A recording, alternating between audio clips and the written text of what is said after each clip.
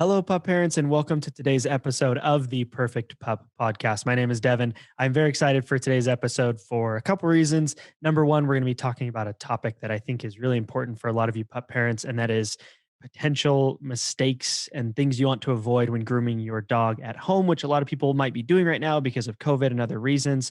And I'm also excited because we have Quinci back on with us. Thank you, Quinci, for joining us again on the podcast. Yeah, thanks for having me. So, little overview of Quinci. You probably remember her from a previous episode, and we've done some stuff with her on social media, but I'll just give you kind of a brief bio. So, Quincy's been grooming dogs since 2007. She's dog first aid and CPR certified, which is definitely important for a groomer.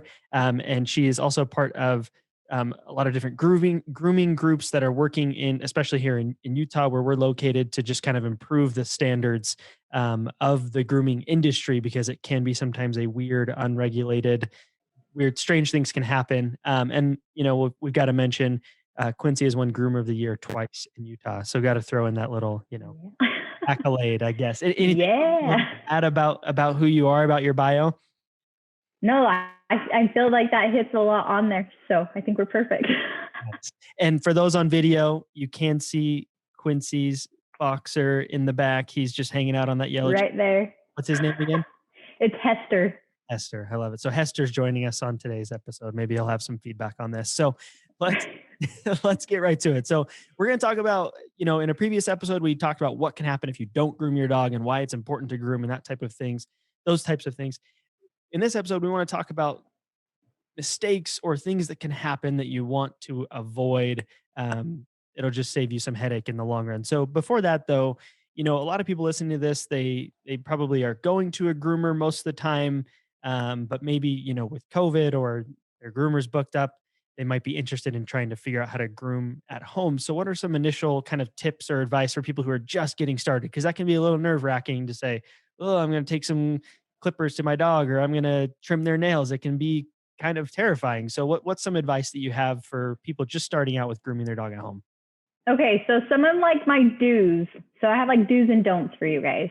Do's are obtaining the right tools. So I'll hear sometimes from my clients oh, the bangs were so long on my dog, I trimmed them. And I'm like, well, what did you use to trim them? And they're like, oh, I used my husband's clippers, or I used kitchen shears. And that one, it gets my heart, you guys. Don't use things that are not made for your dog. If you're going to be doing grooming, there are so many different levels of a starting level to even advanced of equipment out there. So buying the right stuff to be doing it, because your kitchen shears are going to be dull. They're not going to do it right. And sometimes if there's a mat behind the ear and you take that shear and you cut, you could have skin in there and you could cut their skin and then have a wound and then a vet bill. All this stuff can come from it. So making sure you have the right tools up front is really good. Which we've done some things to talk about tools and stuff that are futuristic posts for you guys to come up and all that. So to help you guys know what's the best for your breed, because they're short hair, long hair, and all that. With grooming at home is having brushing every other day. So with your brush, because that's going to get your dog used to you touching them and doing all the stuff for you. And then while you're in there, you can check for, luckily in Utah, we don't get these, but ticks and fleas are very common out of our state. So that when you're grooming at home, if you're going into your dog's coat and you're shaving off all that hair, you could be dropping fleas and ticks into your home or your garage, wherever you're shaving.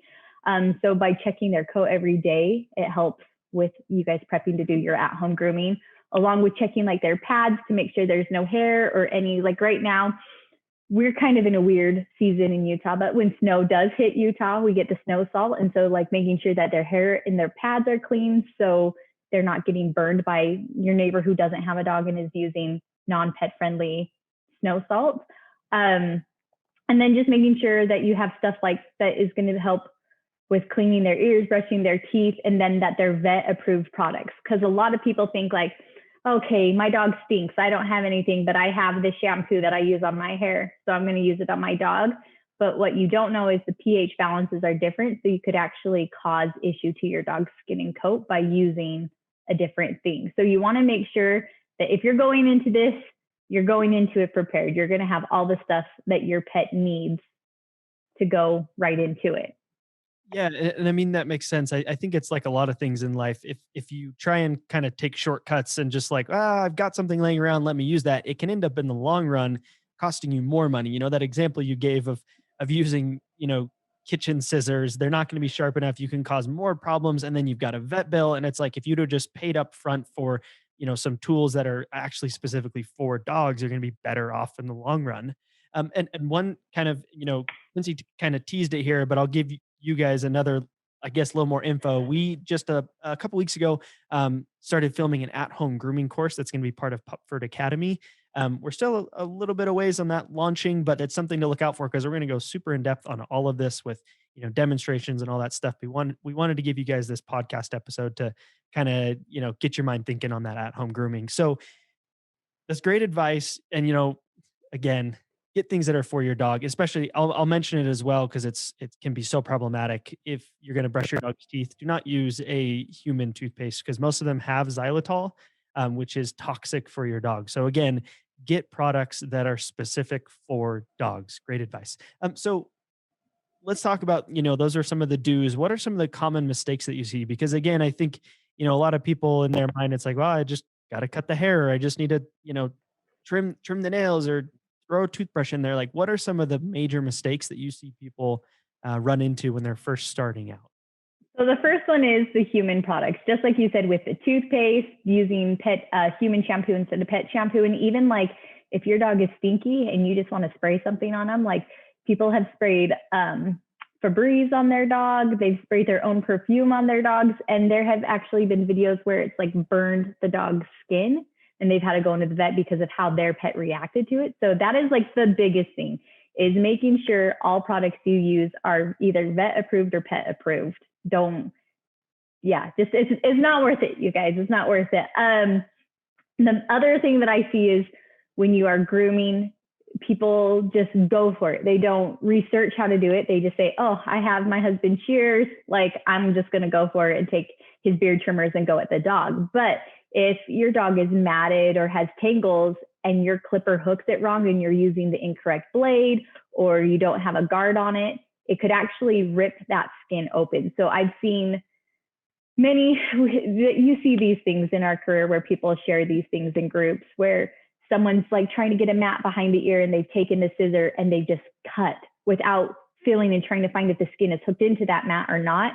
And then there's like a huge like gaping wound behind the ear, or they've gone down the coat and they're using an incorrect blade, and the blade is so wide that it's then pulled the skin in. So we call those like skin pulls, but skin pulls can be easy as like just losing a layer of skin or gouging it completely open to where your pet is going to need stitches. So that is like, unfortunately, one of the big things that we as groomers see happen with pet parents who take clippers to them. So instead of just going for it, make sure you're watching like a video and understanding the equipment you're using too, just because we have so much equipment. It's ridiculous, like the different lengths I have, different types of scissors, like different brushes and how they work. So if you're just grabbing it and saying, oh, like I'm going to use this brush on my dog's ear and brush it out, that brush could actually cause you to rip your dog's ear if you're using the wrong brush, or if you're using a comb incorrectly on the ear, you could grab a flap and cut it open. So you see those little things just happen here and there.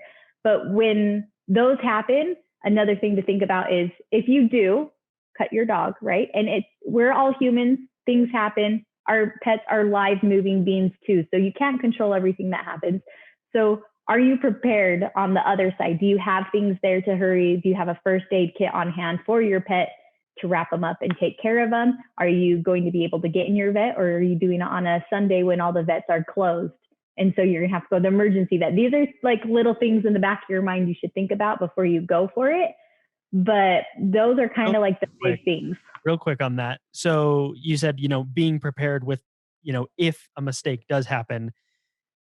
So I would say probably, right, like set out into this at-home grooming with the mindset of something could happen, and Absolutely. be prepared for it. So what would you have in that first aid kit? Because I think again, it's like, well, we've probably got some band-aids laying around for humans, but like, do you need to get specific things for your dog? Or there maybe like So one or two things you could get? Definitely, like vet wrap is a great thing to have. So bandaging, cotton balls, alcohol swabs. But I actually have an awesome list of pet first aid stuff that I can send to you guys, and you guys could probably post it. But it's like a whole like I'm like the person, I have like a 24-hour emergency kit for my dogs. They all have their own backpacks. When I go hiking, they have their first aid kit of just random medicines and things that work that we could share with you guys. But for just the simple of grooming, as long as you have some type of bandage, vet wrap, cotton balls, and alcohol swabs, like to just prep it, because you don't want to treat the wounds yourself, right? We're not vets, but to at least get it set to where then you're going to go over and see if your pet needs stitches or not, so you're not having blood all over your home. I would say those would probably be your key things, just to make sure. Because this is what I say is this obviously is new to a lot of people who are doing it, especially obviously with COVID happening. I have one client who she still wants to come to me, but she spread out her grooming. So I groom her dog and she tries to maintain it in between, and then I groom it again. So, and I can see what she's doing on the dog when she comes in and what she's like attempting and stuff. So, and she's asked so many questions of what she can do. So it's all about being prepared and making sure you just have what you need and go from there. I like it. That makes a lot of sense. So, at a minimum, having some bandages, things that you can do to at least kind of minimize or hopefully somewhat stop the bleeding if something were to happen. So, Exactly. that sounds like things for clippers. We've talked about like shears. What about like, do you see common mistakes when people are trimming nails or when people are like, brushing teeth? Some of the less, I know that's all technically grooming, but less of like, the actual cutting of hair. What are some mistakes you see with people, trimming nails? For nails, for sure, is people get overexcited, I guess, maybe, or like they go to the nail and they just assume, hey, the vein is right here, clip, and then it's like gushing blood. So you have stuff like mixed up and stuff like that that you can purchase, or at home, I've said before, you can use like flour or cornstarch to help clot that for you. But with nails, sometimes people just like go full force. And I always say you snip a little bit at a time until you feel like you can get more comfortable with it. Like it's the same like with the shears. You just don't go right into it and just like have so much confidence that you know what you're doing.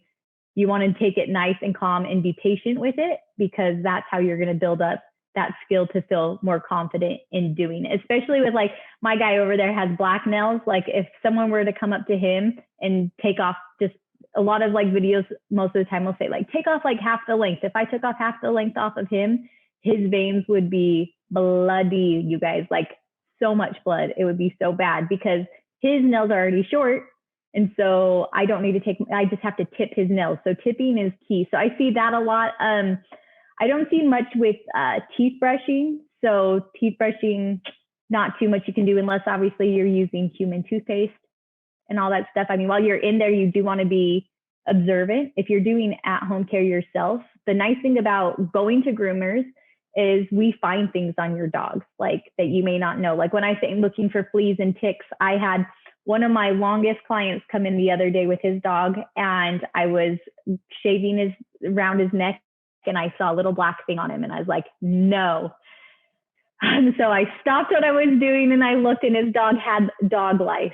He was in the starting stages of dog lice. Lice is a little more common over where we're at, but he had no idea that his dog had lice. And so the things that groomers find are things like that. Like I've had dogs, like one thing I'll say is don't express anal glands on your own, right? That is something that should be, personally, I believe it should be 100% done at a vet. Groomers, it's hit and miss.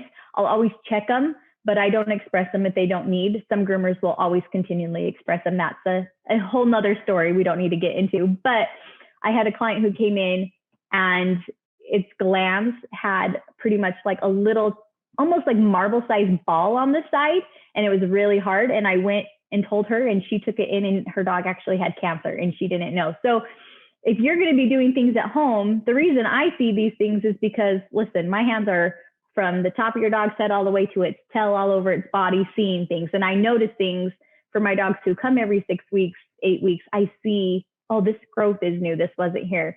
So when you're doing things at home, make sure too that you're like feeling all over your dog and rubbing, because when you're in the teeth, say brushing, and like you realize there's an infection, like take them in and make sure, you're taking care of that. So that's like a little sidebar from this, but it's important.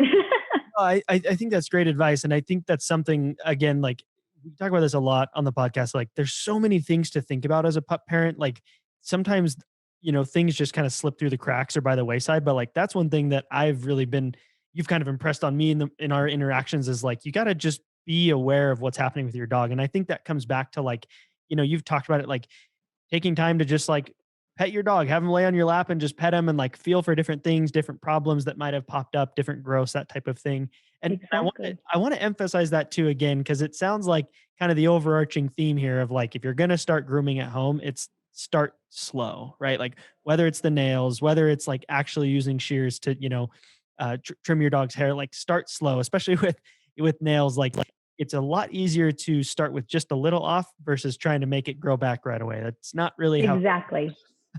Yeah. Well, So even if it's like, I've had people who they've shaved just like, there's my scratcher. I have people who have just shaved like the top of their dog's bodies and like left the legs because they're like, that's all I could do for the day. And I was like, that's perfect though, because you don't want to push your dog so far that when they see you get your grooming tools out, that they're like, oh my gosh, no, like don't come near me, don't touch me, because not only do you want it to be a positive experience for them, but you want it to be a positive experience for you too. So you gotta take it slow and have patience, not only with yourself, but also with your pet, because it's a whole new bonding experience you guys are going to be creating in that way. So yeah, I like that. And really it only takes a couple bad moves or a couple times of you going too quickly and overwhelming your dog and them getting stressed. And then from there on out, you're fighting an uphill battle of trying to get them comfortable with the grooming things. I love that advice. Um, I've learned a lot already, and I'm sure pup parents are like, okay, good. This gives me a little bit more confidence starting out. Do you have any other kind of final tips for mistakes that you might see, or just advice for getting started with grooming at home? So just kind of like going over it is, I think just the best thing is the tools. So there's so many tools out there. And I said this in our podcast last time when we talked, but I know they tagged me on their page. If you guys ever have questions, if you message my Instagram account, I am very active on there. I will reply to you. So if you have a question and say, my dog, this is like the type of scissors I'm looking at for my dog, would these work? I'm going to flat out tell you like, yes, those are great shears. No, those are junk, but here's like a comparable one. So just throwing that out there. If you guys ever have questions, I know when we did the little video of me just talking about a couple of brushes, I had a few of you reach out and I answered and got you guys in the right direction.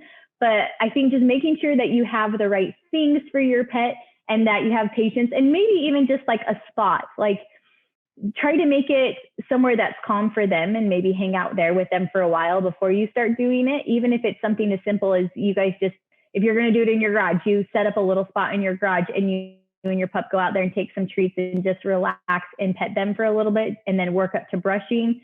Just take your time. Like that is one thing that we've talked about a lot, is make sure you're just taking your time, have patience with yourself. And if you make a mistake, it's okay. Like before I started grooming, my mother decided to groom our childhood dog. Okay, guys, it was, my mom doesn't like to admit that this happened, so she may kill me when she hears this. But my mom was grooming we had a little terrier and she was shaving the ear. She cut the ear so bad that it wouldn't stop bleeding. And she beat herself up for it forever. And so anytime she got near his ears again, she would be stressed out. So just know that you're human and we make mistakes, but not only are we human, our animals are live and moving. So you could be scissoring their face and pinch their skin with your scissors or cut their ear. It happens. I mean, groomers can tell you, I mean, knock on wood, it hasn't happened for a while, but it happens. So don't beat yourself up with it. And you need to like still have that confidence when you go back to that area, because they're going to sense off of you like, oh crap, I cut that ear last time and I'm in that area. And then your hand's like shaking and they know. So just, you got to go in, be patient, calm, and just have the confidence that you can do this. And then just make sure you're doing your research and watching videos that are showing you like, hey, I have a Shih Tzu. This is how I do like a teddy bear face, or you have a Schnauzer and this is how we trim their ears tight. Like focus on things that are meant for your breed and just do your research when you're doing these things and you should be good. That's awesome advice. And I'm just gonna say this again. Everyone listening slash watching, you just had a professional groomer of over what 13, 14 years tell you that if you have a question, you can DM her and she will answer it for you. So that's, I mean, that I don't know, that's worth like $1 million basically, right? So and in the show notes, we'll provide links to all of Quinci's social accounts so that you can go ask her questions. And whenever we post about this podcast on our channels, we'll link to her. She's in there answering questions on comments and stuff. So super, super awesome. So thank you so much, Quinci, for coming back on. I love this topic. It's something I know so little about, and I think a lot of pup parents are in that same boat. So I think they're appreciative. I'm appreciative. And again, for all of you watching, please leave a review. It's the easiest way to help this podcast get more exposure. So if you enjoy this, if you find this useful, leaving us a review, especially on Apple Podcasts, is one of the best ways to help this podcast out. And of course, just by supporting Pupford. But again, we will link to all of Quinci's information. You can go ask her all your burning questions that I'm sure you have right now. But other than that, we will catch everybody on the next episode.